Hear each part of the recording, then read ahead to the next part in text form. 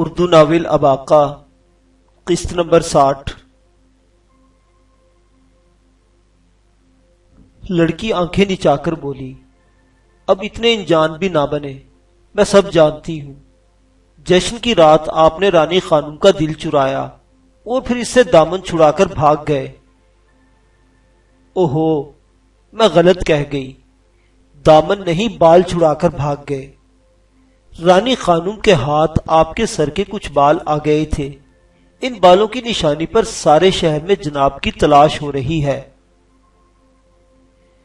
کل ایک جگہ آپ کو پہچان بھی لیا گیا تھا، لیکن آپ پھرتی کا مظاہرہ کر کے بھاگ گئے۔ لیکن کب تک بچیں گے آپ؟ رانی خانم اتنی آسانی سے پیچھا چھوڑنے والی نہیں، آپ کو اپنا بنا کے چھوڑے گی۔ اباقہ کی آنکھیں حیرت سے ابلی پڑ رہی تھی، یہ بیٹھے بٹھائے کیا بلا گلے پڑ گئی۔ یہ تو وہ دیکھ ہی چکا تھا کہ اس جزیرے میں مرد و زن کو مکمل جنسی آزادی حاصل ہے۔ شیطان کا یہ جزیرہ صحیح معنوں میں شیطانیت کا نمونہ تھا، مگر یہ کیا حماقت تھی کہ ایک عورت پورے شہر میں اعلانیہ ایک مرد کو تلاش کروا رہی تھی۔ اباقہ کے ذہن میں آیا، یقیناً یہ کوئی با اختیار عورت ہے۔ اس نے لڑکی سے پوچھا تو وہ بے تکلفی سے بولی، لگتا ہے جناب یہاں نئے پھنسے ہیں۔ رانی خانم شیخ معظم یعنی کہ شیخ نجدی کی 20 خاص محبوباؤں میں سے ایک ہے۔ ان 20 عورتوں کو شیخ کی طرف سے وسیع اختیارات حاصل ہیں، اور رانی خانم ان سب سے زیادہ با اختیار ہے۔ وہ شیخ کی اولین محبوباؤں میں سے ایک ہے۔ اباقہ جانتا تھا اس جزیرے پر شادی بیاہ، شوہر، بیوی اور اولاد کا کوئی تصور نہیں۔ یہاں کے باسی اپنی سماجی زندگی میں انسانوں سے زیادہ جانوروں سے قریب تھے۔ اس لڑکی کی بات درست معلوم ہوتی تھی۔ شاید اباقہ کی تلاش کی اصل وجہ یہی تھی۔ اباقہ کو قدرے سکون محسوس ہوا۔ یہ کوئی ایسا سنگین مسئلہ نہیں تھا۔ وہ تو سمجھ رہا تھا شاید اس کی اصل حیثیت آشکار ہو گئی ہے۔ اس نے ارادہ کیا کہ اس باتونی لڑکی کی مہمان نوازی کا شکریہ ادا کرتے ہوئے اجازت چاہے، لیکن لڑکی نے یہ کہہ کر اسے پریشان کر دیا کہ شہر میں ابھی تک اس کی تلاش زور و شور سے جاری ہے۔ اس نے بڑے کمرے کی ایک کھڑکی سے پردہ ہٹایا۔ قبا خانے کے عین سامنے زرد لباسوں والے پہرے دار موجود تھے۔ وہ نہ صرف قبا خانے کی نگرانی کر رہے تھے، بلکہ مشکوک راہگیروں کو بھی پوچھ گچھ کے لیے روک رہے تھے۔ اباقہ نے کہا، میں یہاں سے جانا چاہتا ہوں۔ نبیلہ بولی، میں نے اس کا انتظام بھی کر رکھا ہے۔ میں روزانہ صبح کے وقت گوشت اور سبزیاں لینے شہر کی منڈی میں جاتی ہوں۔ گھوڑا گاڑی میں گوشت کے لیے ایک بڑا صندوق پڑا رہتا ہے، آپ آسانی سے اس میں گھس سکتے ہیں۔ میں آپ کو عقبی راستے سے گھوڑا گاڑی تک لے جاؤں گی، کسی کو کانوں کان خبر نہ ہوگی۔ ابھی تو ابا حضور سمیت ہمارے ملازم اپنی آدھی نیند بھی پوری نہیں کر سکے ہیں۔ نبیلہ کی بات درست تھی۔ تھوڑی دیر بعد جب وہ اباقہ کو لیے کمرے سے برآمد ہوئی تو یہاں وہاں میزوں پر، فرش پر قبا خانے کے خادم گہری نیند سو رہے تھے۔ وہ دونوں پاؤں سے پاؤں چلتے سیڑھیوں پر آئے اور عقبی گلی میں کھڑی ایک گھوڑا گاڑی کے سامنے پہنچ گئے۔ نبیلہ نے دائیں بائیں دیکھا کر اباقہ کو گلی میں آنے کا اشارہ کیا۔ اباقہ اپنا جبہ سنبھالتا گھوڑا گاڑی میں داخل ہوا اور نبیلہ کی ہدایت کے مطابق دھاتی صندوق میں گھس گیا۔ ذرا ہی دیر بعد گاڑی روانہ ہو چکی تھی۔ سانس کی آمد و رفت کے لیے اباقہ نے صندوق کا ڈھکنا ذرا سا اٹھا رکھا تھا۔ گاڑی کے اگلے اور پچھلے حصے کے درمیان جو روزن تھا، اس میں سے اسے نبیلہ دکھائی دی۔ ایک جگہ سپاہیوں نے اسے روکا، لیکن اس نے رکنے کی ضرورت محسوس نہیں کی۔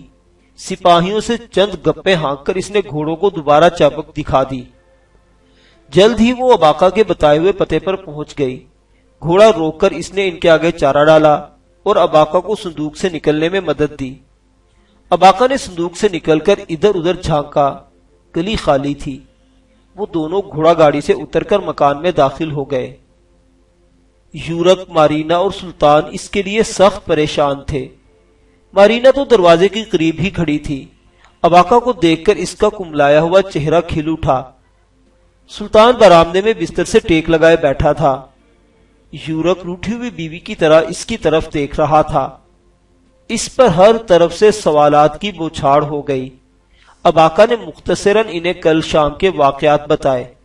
نبیلہ اس دوران خلاف معمول خاموش بیٹھی رہی۔ اباقہ نے بات ختم کی تو سلطان نے نبیلہ کا شانہ تھپتھپایا۔ شاباش بیٹی، تم نے ایک اجنبی کے ساتھ ہمدردی کر کے انسانیت کا ثبوت دیا ہے۔ نبیلہ بولی، اجنبی تو یہاں میں بھی ہوں چچا جان، مجھے یہ لوگ اور یہاں کا ماحول ایک آنکھ نہیں بھاتا۔ کہتے ہیں کہ لوگوں کو اپنے وطن سے محبت ہوتی ہے، لیکن مجھے نفرت ہے اس وطن سے۔ میں اس دنیا سے نکل کر اس دنیا میں پہنچ جانا چاہتی ہوں جو اس سمندر سے پار ہے، جہاں سے آپ اور جعفر داراب آئے ہیں۔ لیکن کیا کروں، اس جزیرے میں آ کر کبھی کسی کو واپس جانا نصیب نہیں ہوا۔ آپ خوش قسمت ہیں کہ جعفر داراب کے ساتھ واپس چلے جائیں گے، لیکن کون جانے آپ۔ نبیلہ رک گئی۔ ہاں ہاں کہو، سلطان نے کہا۔ وہ بولی، کون جانے آپ زندہ بھی رہیں گے یا نہیں۔ سلطان جلال نے کہا، تم کم عمر ہونے کے باوجود خاصی ذہین ہو، ہمیں اپنے اس جزیرے کے متعلق کچھ بتاؤ، ہم جاننا چاہتے ہیں۔ سلطان جلال کی فرمائش پر نبیلہ نے باتوں کی پٹاری کھول دی۔ وہ بڑی دیر تک بلا توقف بولتی چلی گئی۔ اس دوران اگر اس کی زبان چند لمحوں کے لیے رکی تو اس وقت جب سلطان جلال، اباقہ یا یورک میں سے کسی نے کوئی سوال کیا۔ اس طویل گفتگو سے انہیں جو معلومات حاصل ہوئی، ان کا لب لباب یہ ہے۔ فیروز الدین عرف نجدی شروع میں اپنے چند سپاہیوں اور کچھ عورتوں کے ساتھ اس جزیرے میں وارد ہوا تھا۔ اتفاقاً اس جزیرے کے قریب ہی انہوں نے سمندر میں ایک ایسا مقام دریافت کر لیا جو خلیج فارس کا بہترین موتی گھاٹ ثابت ہوا۔ اس مقام سے اتنی کثرت سے موتی نکلتے ہیں کہ چند ہی سال میں شیخ نجدی مالا مال ہو گیا۔ اس نے اپنے ایک خاص آدمی کو یہ بے بہا دولت دے کر جزیرے سے باہر بھیجا۔ چند ماہ بعد بحری جہازوں کا ایک تجارتی قافلہ اس جزیرے پر اترا۔ ان جہازوں نے اس جزیرے کو جنت ارضی کا نمونہ بنانے کے لیے ہر سامان موجود تھا۔ زرعی آلات، مویشی، پارچہ بافی کی کھڈیاں، فصلوں کے بیج اور ہر قسم کے ہنرمند۔ یہ تمام ساز و سامان کئی دن جزیرے پر اترتا رہا، پھر ان جہازوں کو ان ملاحوں سمیت غرق کر دیا گیا اور جزیرے کو جنت نشان بنانے کا عمل شروع ہوا جو کئی سال جاری رہا۔ اور اب یہ جزیرہ جنت نشان بن چکا تھا، لیکن کچھ لوگوں کے لیے جہنم سے بدتر تھا۔ وہ ہزار کوشش کے باوجود خود کو اس غلیظ ماحول میں سمو نہیں سکے تھے، اور نبیلہ بھی ان معدود چند لوگوں میں سے ایک تھی۔ نبیلہ نے بتایا، وہ شیخ نجدی خود کو موصل کے کسی شیخ ادی کا پیروکار بتاتا ہے اور جزیرے میں اپنے بنائے ہوئے مذہب کا پرچار کرتا ہے۔ اس مذہب کی تعلیمات کے مطابق انسان آدم و حوا کی اولاد نہیں، شیطان یعنی خدا کا اقرب فرشتہ ابلیس آدم کے لیے ایک سیاہ فام عورت لایا تھا۔ اس عورت اور آدم کا پسینہ زمین میں دبایا گیا اور اس سے شیطان کا پہلا فدائی پیدا ہوا۔ شیخ نجدی کہتا ہے کہ طوفان نوح کی طرح ایک دن طوفان ایزدی بھی آیا تھا۔ اس کے 7000 سال بعد ہر 1000 سال میں ایک مرتبہ ایک خدا آسمان میں ظاہر ہوتا رہتا ہے، اور یہ نئے خدا نے قواعد و احکامات کے پابند ہیں۔ شیخ نجدی ہر سال ماہ آذر میں 3 روزے رکھنے کا حکم دیتا ہے۔ اس کی تعلیمات کے مطابق دن میں ایک مرتبہ نماز بھی پڑھی جاتی ہے۔ جو ہی سورج افق سے نمودار ہوتا ہے، اس کے سامنے سجدہ ریز ہو کر دعائیں مانگی جاتی ہیں۔ یہاں کے لوگ ہر سال ایک مرتبہ سفید گائے آفتاب کی بھیٹ کرتے ہیں تاکہ وہ روشنی اور گرمی عطا کرے۔ طلوع آفتاب کے وقت سجدہ ریز ہوتے ہوئے اور گائے کو ذبح کرتے ہیں۔ اس مذہب کی روح سے شیخ ازدی کے مزار پر مراسم حج ادا کرنا اہم فریضہ ہے، لیکن چونکہ شیخ عدی کا مزار موصل شہر میں ہے اور اس دور دراز جزیرے کے لوگ وہاں نہیں پہنچ سکتے، اس لیے شیخ عدی کا مزار تصور کر کے حج ادا کیا جاتا ہے۔ سلطان جلال بڑے غور سے نبیلہ کی باتیں سن رہا تھا۔ اس نے کہا، جہاں تک معلوم ہے شیخ عدی کی تعلیم تو ہرگز یہ نہیں تھی، وہ ایک برگزیدہ ہستی تھے۔ میں نے ان کے بارے میں سنا ہے، وہ قریشی اموی عرب تھے۔ انہوں نے آج سے کوئی 150 سال پہلے 505 ہجری میں موصل کے قریب رہائش اختیار کی، اپنے لیے ایک خانقاہ بنائی اور ایک سلسلہ تصوف کی بنیاد ڈالی۔ یہ درست ہے کہ کبھی کبھی وجد کی کیفیت میں ان کے منہ سے خلاف شریعت باتیں نکل جاتی تھی، لیکن ان سب خرافات کو ان سے منسوب کرنا سراسر بددیانتی ہے۔ ایسی بددیانتی شیخ نجدی جیسا شیطان صفت اور شیطان پرست ہی کر سکتا ہے۔ دفتن گھر کا بیرونی دروازہ دھماکے سے کھلا اور انہوں نے ایک عجیب منظر دیکھا۔ زرد لبادوں والے چند سپاہی دن دناتے ہوئے اندر گھس آئے۔ ان کے ساتھ ایک عورت تھی، وہ کسی جنگلی بھینسے کی طرح صحت مند اور طاقتور دکھائی دیتی تھی۔ اس کے موٹے نقوش کو سانولے رنگ نے اور بھی بھدا بنا دیا تھا۔ وہ مست ہاتھی کی طرح جھومتی ہوئی اندر داخل ہوئی اور اباقہ کو دیکھ کر ٹھٹک گئی۔ رانی خانم! نبیلہ کے منہ سے بے ساختہ نکلا۔ وہ اٹھ کر کھڑی ہو گئی۔ اباقہ کو دیکھنے کے بعد موٹی عورت کے دانت نکل آئے تھے۔ وہ مسکرا رہی تھی، اس کے چہرے پر والہانہ محبت کی برسات ہو رہی تھی۔ اس نے اپنی چھوٹی چھوٹی آنکھوں کو خوابناک بنا کر اباقہ کی طرف دیکھا۔ اس کے چوڑے چکلے جسم پر ایک نہایت قیمتی لباس چمک رہا تھا۔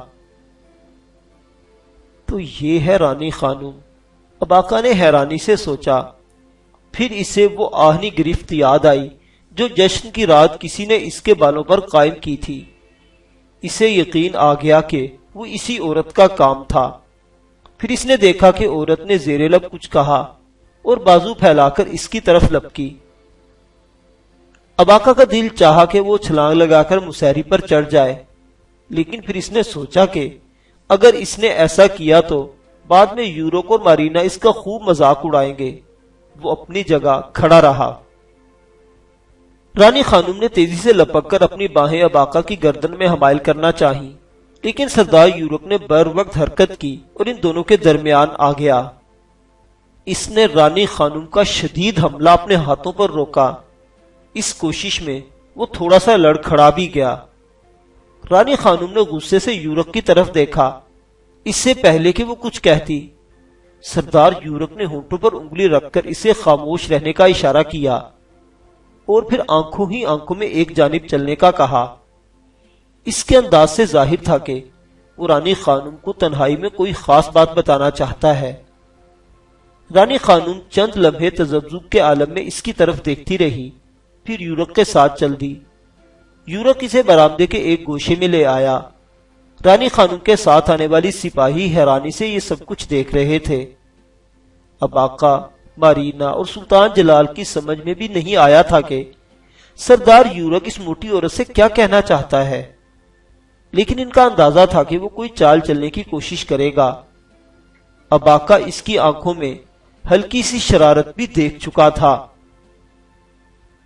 دوسری طرف سردار یورک رازدارانہ لہجے میں رانی خانم سے کہہ رہا تھا، رانی صاحبہ، دیکھنے میں یہ بھلا چنگا لگتا ہے لیکن ایک دم وحشی ہو جاتا ہے، خاص طور پر اس وقت جب کوئی بات اس کی مرضی کے خلاف ہو۔ ہم اس کے ساتھی ہیں، اس کا مزاج اچھی طرح سمجھتے ہیں۔ آپ نے اسے اپنی خدمت کے قابل سمجھا ہے، یہ اس کے لیے اعزاز ہے، مگر یہ نہیں سمجھے گا۔ ہم سب مل کر اسے سمجھا لیتے ہیں، یہ آپ کے ساتھ ضرور جائے گا، بس ہمیں تھوڑی سی مہلت دے دیجیے۔ جلد ہی سردار یورک رانی خانم کو قائل کرنے میں کامیاب ہو گیا۔ رانی خانم اپنے سپاہیوں کو لے کر ایک الگ کمرے میں جا بیٹھی۔ سردار یورک دھیمے لہجے میں سلطان اور اباقہ سے باتیں کرنے لگا۔ سلطان نے بھی یورک کے اس خیال کی تائید کی کہ اباقہ کو اس عورت کے ساتھ چلے جانا چاہیے۔ جیسا کہ سننے میں آیا تھا، یہ شیخ نجدی کی خاص محبوباؤں میں سے ایک تھی۔ اس کے ساتھ رہ کر شیخ نجدی اور اس کے روز و شب کے متعلق گراں قدر معلومات حاصل ہو سکتی تھی۔ سلطان کا کہنا اباقہ کے لیے حکم کا درجہ رکھتا تھا۔ وہ فوراً رانی خانم کے ساتھ جانے کو تیار ہو گیا۔ سردار یورک کے چہرے پر خوشی کے تاثرات لیے رانی خانم کے پاس پہنچا اور بولا، مبارک ہو رانی صاحبہ، وہ جنگلی آپ کے ساتھ جانے پر رضامند ہو گیا ہے، لیکن میں پھر کہوں کہ کوئی بات اس کی مرضی کے خلاف نہ ہو۔ اور ہاں، ایک بات آپ کو بتا دوں، اسے اچھا کھانے اور اچھا پہننے کا شوق ہے۔ اگر آپ اس کا دل جیتنا چاہتی ہیں تو اس کی خوراک اور لباس کا خیال رکھیں۔ خاص طور پر اسے بھڑکیلے اور چست لباس بہت پسند ہیں۔ رانی خانم اپنی بھاری آواز میں بولی، تو فکر نہ کر منگول، ابلیس پرستوں کی اس بستی میں تیرے ساتھی کو کوئی تکلیف نہ ہوگی۔ سردار یورک رانی خانم سے بات کر کے اباقہ کے پاس پہنچا اور دھیمے لہجے میں بولا، اباقہ، میں نے تیرا راستہ سیدھا کر دیا ہے۔ رانی خانم تجھ سے چھیڑ چھاڑ کی کوشش نہیں کرے گی، مگر ایک بات یاد رکھنا، رانی خود بھی خوش لباس اور خوش خوراک ہے اور دوسروں کو بھی دیکھنا چاہتی ہے۔ اگر وہ تجھے اچھا کھانے کو دے اور عمدہ لباس پہننے کو کہے تو اعتراض مت کرنا، ورنہ وہ برہم ہو جائے گی۔ اسے برہم ہونے کا موقع نہ دینا۔ اباقہ نے اس بات میں سر ہلایا۔ اتنی دیر میں رانی ان کے پاس پہنچ گئی۔ اس نے اٹھلا کر اباقہ کی باہوں میں باہیں ڈالی اور بے تکلفی سے اس کی آنکھوں میں دیکھنے لگی۔ اباقہ نے آنکھیں آسمان کی طرف چڑھا کر ایک ٹھنڈی سانس لی۔ اس کے اس انداز پر یورک اور مارینا مسکرائے بغیر نہ رہ سکے۔ اباقہ نے مارینا کو دوپٹے میں منہ چھپائے مسکراتے دیکھا تو اسے خامخواہ غصہ آنے لگا۔ اباقہ کو مارینا کی صرف آنکھیں نظر آ رہی تھی اور ان آنکھوں میں ایک خوبصورت سی شوخی تھی۔ نبیلہ کا چہرہ بھی سرخ ہو رہا تھا، بلکہ اس کی تو شاید ہنسی چھوٹنے کو تھی۔ اس نے دونوں ہاتھوں سے منہ ڈھانپ رکھا تھا۔ اباقہ نے کسی ناراض بچے کی طرح مارینا کی طرف دیکھا تو وہ چہرے پر زبردستی سنجیدگی طاری کرتی ہوئی کمرے کی طرف مڑ گئی۔ اس کے جاتے ہی نبیلہ بھی اندر بھاگی۔ رانی خانم اباقہ کو لے کر دروازے کی طرف بڑھی۔ اس کے مسلح سپاہی مؤدب انداز میں پیچھے پیچھے چلنے لگے۔ رانی خانم اسے اپنے خوبصورت محل میں لے آئی۔ یہ محل شیخ نجدی کی محل کی پشت پر واقع تھا۔ ایسے ہی کئی اور محل خوبصورت کھلونوں کی طرح چاروں طرف بکھرے ہوئے تھے۔ ان میں شیخ نجدی کے منظور نظر لوگ، مصاحبین اور مشیران رہائش رکھتے تھے۔ نہایت حسین اور سرسبز علاقہ تھا۔ رانی خانم نے اباقہ کے لیے اپنی خوابگاہ کے پہلو میں ایک آرام دہ کمرہ خالی کروا دیا۔ 1 درجن خادم اور خادمائیں اس کی خدمت پر مامور کر دیے گئے۔ اگلے روز ایک بہت بڑے تشت میں اباقہ کے لیے زرق برق ضرب نگار پوشاک پہنچ گئی۔ جزیرے پر زیادہ تر لوگوں کا لباس چغوں پر مشتمل تھا، لیکن اباقہ کے لیے جو لباس لایا گیا وہ خاصا چست تھا۔ اسے دیکھتے ہی اباقہ کا دم سینے میں گھٹنے لگا۔ جنگل کی زندگی چھوڑنے کے بعد اس نے خود کو بہت بدلا تھا۔ وہ کبھی کبھار لباس اور جوتے وغیرہ پہننے لگا۔ خاص طور پر مارینا کے سامنے ادھورے لباس میں اسے ایک جھجک محسوس ہوتی تھی، مگر اس کا لباس ہمیشہ سادہ اور ڈھیلا ڈھالا ہوتا تھا، اور جوتا تو وہ موقع ملتے ہی اتار کر پھینک دیتا تھا۔ اور اب اس کے روبرو صرف چست لباس تھا، بلکہ جوتوں کا جوڑا بھی تشت میں پڑا منہ چڑھا رہا تھا۔ مرتا کیا نہ کرتا کہ مصداق اباقہ نے وہ چست لباس پہنا اور جوتا چڑھا کر بیٹھ گیا۔ شاید اسے ننگے بدن پر چھڑیوں سے مارا جاتا تو اتنی تکلیف محسوس نہ ہوتی جو اس زرق برق لباس اور قیمتی جوتے کی وجہ سے ہو رہی تھی۔ اس روز شام تک 4 اور پوشاکیں اور جوتوں کے 2 اور جوڑے تیار ہو کر اس کے کمرے میں پہنچ گئے۔ ہر پوشاک ایک سے بڑھ کر ایک چست اور بھاری بھرکم تھی۔ ان پوشاکوں اور جوتوں کو دیکھ دیکھ کر اباقہ کا سر پیٹنے کو دل چاہ رہا تھا۔ رانی خانم کی خوشنودی کے لیے اسے یہ تمام پوشاکیں اور جوتے پہننے تھے۔ اسے رہ رہ کر سردار یورک پر تاؤ آنے لگا۔ اسی کے کہنے پر سلطان جلال نے اسے رانی خانم کے ساتھ جانے کا مشورہ دیا تھا۔ اب وہ ظالم عورت مرغن کھانے کھلا کھلا کر اور تنگ پوشاکیں پہنا پہنا کر اس کے ناک میں دم کرنے والی تھی۔ 3-4 روز اباقہ نے جیسے تیسے گزارے۔ اس دوران اسے صرف ایک کام کی بات معلوم ہوئی، اور وہ یہ کہ ایک ہفتے بعد شیخ نجدی اپنے مصاحبین کے ساتھ جزیرے سے چند کوس دور ایک موٹی گھاٹ پر جائے گا۔ یہ سفر کشتیوں پر ہوگا، اور اس سفر میں شیخ کی محبوبائیں اور داشتائیں بھی ساتھ ہوں گی۔ موتی گھاٹ یعنی موتی نکالنے والے مقام پر کیا ہوگا، اس کے بارے میں اباقہ کو کچھ معلوم نہ ہو سکا تھا۔ اس روز جزیرے کے آسمان پر ہلکے ہلکے بادل چھائے ہوئے تھے۔ موسم خوشگوار تھا۔ خادموں کے اسے جاگتے دیکھ کر جلدی جلدی نہاری ناشتہ لے آئے۔ آرام دہ کرسی کے قریبی دسترخوان بچھا کر 5 آدمیوں کا پرتکلف کھانا اسے چن دیا گیا۔ اباقہ کو معلوم تھا یہ 5 آدمیوں کا کھانا اسے اکیلے ہی کھانا ہے، اور رکابیاں تک صاف کرنی ہے تاکہ رانی کا دل برا نہ ہو۔ اباقہ نے بیزاری سے کروٹ بدلی اور ایک بار پھر سو گیا۔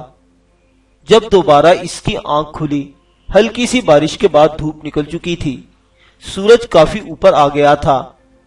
اس وقت ایک خادم نے آ کر اطلاع دی کہ رانی خانم تھوڑی دیر بعد آپ سے ملنے کے لیے تشریف لا رہی ہیں۔ یہ اطلاع اباقہ کے لیے پریشان کن تھی۔ نہ صرف اس کا کھانا دسترخوان پر اسی طرح بڑا تھا، بلکہ اس نے ڈھنگ کا لباس بھی نہیں پہن رکھا تھا۔ وہ جلدی سے دسترخوان پر جھپٹا اور ٹھنڈا کھانا حلق سے نیچے اتارنے لگا۔ کچھ مقوی حلوہ جات اور دودھ میں بنی ہوئی اشیاء اس نے ایک بڑے پیالے میں ڈال کر مسہری کے نیچے چھپا دی اور دسترخوان صاف کر دیا۔ پھر وہ لباس کی طرف لپکا، کھینچ تان کر زیرہ بختر جیسا ایک تکلیف دہ لباس زیب تن کیا، اور چہرے کو حتی الامکان پرسکون بنا کر رانی خانم کے انتظار میں قالین پر ٹہلنا پڑا۔ اسے انتظار نہیں کرنا پڑا۔ جلد ہی رانی خانم بھرکیلے لباس اور پورے سنگھار کے ساتھ جھومتی لچکتی اس کے کمرے میں پہنچ گئی۔ اس کے عقب میں خادمہ کچھ اٹھائے ہوئے تھی۔ اباقہ کا ماتھا ٹھنکا، لیکن وہ کچھ بولا نہیں۔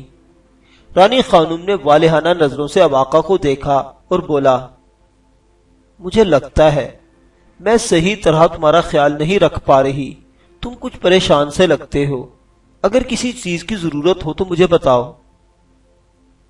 اباقہ نے نفی میں سر ہلا کر کہا، نہیں رانی خانم، کچھ نہیں۔ رانی خانم نے اپنی گول آنکھوں کو نشیلا بنا کر دو آتشہ کیا اور بولی، مجھے سب معلوم ہے میری جان۔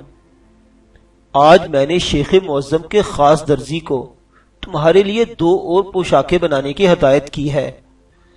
قسم سے ایسا کپڑا ہے کہ پھڑوک اٹھو گے، اور ہاں، یہ میں تمہارے لیے اپنے ہاتھ سے بنا کے لائی ہوں۔ اس نے خادمہ کو اشارہ کیا اور اس نے ہاتھ میں پکڑا ہوا تشت دسترخوان پر رکھ دیا۔ رانی خانم نے اوپر سے جھالردار کپڑا ہٹایا۔ رکابی کسی سیاہ رنگ حلوے سے لبالب بھری ہوئی تھی۔ اس نامعقول حلوے میں کہیں کہیں سفید بادام ٹکے ہوئے تھے۔ چاروں طرف اخروٹ کا مغز بکھرا ہوا تھا۔ رانی خانم نزاکت سے بولی، یہ ہمارے جزیرے کا من پسند کھانا ہے، ہم اسے آبولا کہتے ہیں۔ پھر رانی خانم آبولا کے اجزاء اور فوائد بتانے میں مصروف ہو گئی، اور اباقہ اپنی ابکائی روشنے کی کوشش کرنے لگا۔ اس کے پیٹ میں تو اب سانس لینے کی بھی گنجائش نہیں تھی، اور رانی خانم یہ سوغات آبولا لے آئی تھی۔ آخر وہ پھٹ پڑا۔ کئی دن سے برداشت کا جو دامن اس نے تھام رکھا تھا ہاتھ سے چھوٹ گیا۔ وہ چیخ کر بولا، لے جاؤ اس آبولے کو یہاں سے، نہیں کھانا مجھے یہ سب کچھ، نہیں پہننا مجھے یہ تمہارا لباس۔